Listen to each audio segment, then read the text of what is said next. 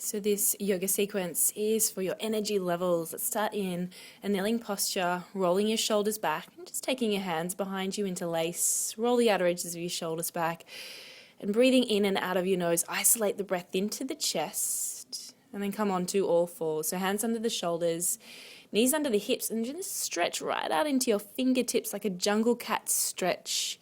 Great one for stretching your chest, your shoulders. Take some deep breaths in and out of the nose, just making sure your hips and your knees are in line and you're pressing down through your knees and the tops of the feet.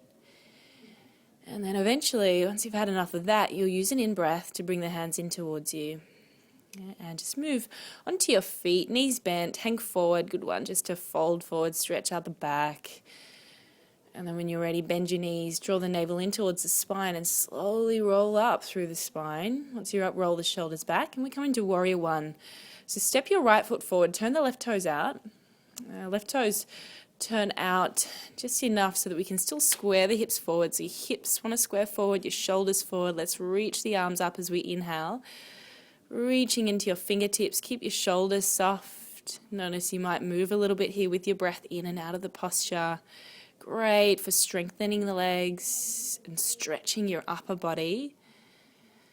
And then taking your hands to your hips, let's drop the left knee to the ground, making sure the right knee and ankle are in line. Take your hands behind you, interlace them, roll the outer edges of your shoulders back and sink the hips down towards the floor. Beautiful stretch for your left hip flexor.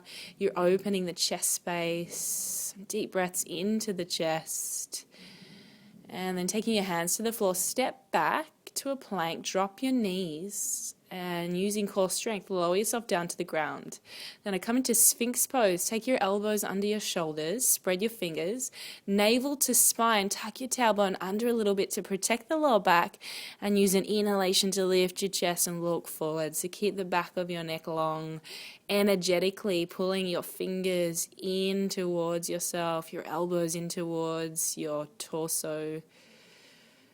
And then lowering yourself down, use your hands to push you back into really sort of gentle folding forward action to round out through the spine after that.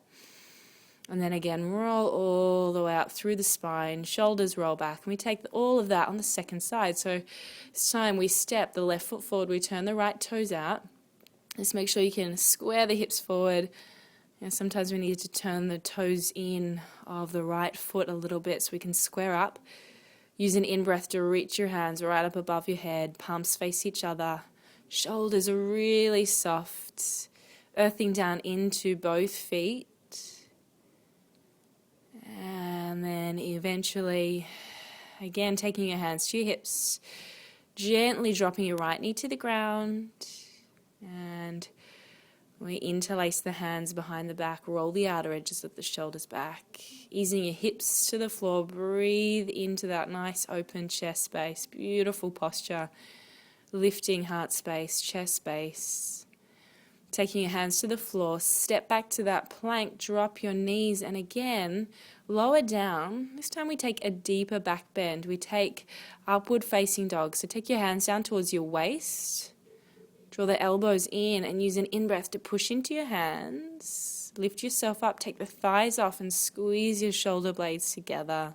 Just gazing forward for this one. Yeah, feel that really strengthening your arms but arching your back. And then roll over your toes, push back to a downward facing dog just for a moment. And then drop onto your knees, just releasing into a child's pose there, forehead to the floor, just momentarily there, counter pose after that back bend. And then rolling up slowly through your spine.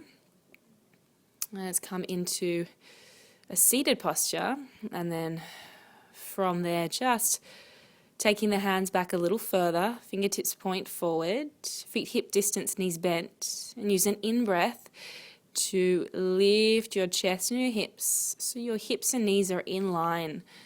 And only if it's okay on your neck, drop the head back. Again, the chest space is open and lifted. It's a great stretch for your shoulders, pressing into your hands and your feet. Use some core strength to bring the chin back in towards the throat. Sit down. And either stay with that variation, or this is a little stronger. See how you go. Straighten the legs. Again, the fingertips point forward. We use an in-breath to lift the chest first. then the hips, and point the toes. Yeah, a lot stronger. And again, dropping the head back only if it feels okay. Beautiful opening there through the chest space. Breathe into it. Lift the hips, toes to or towards the floor, chin to throat. Lower yourself down. Well done. A brief little hug of the knees into the chest.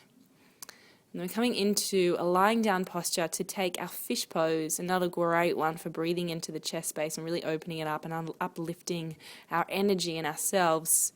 So feet together, thumbs under the sit bones, use an in-breath to lift the chest and drop the head back. So you're resting on the crown of the head, breathing into that open space of the chest, and then find that tone through the core, chin to throat.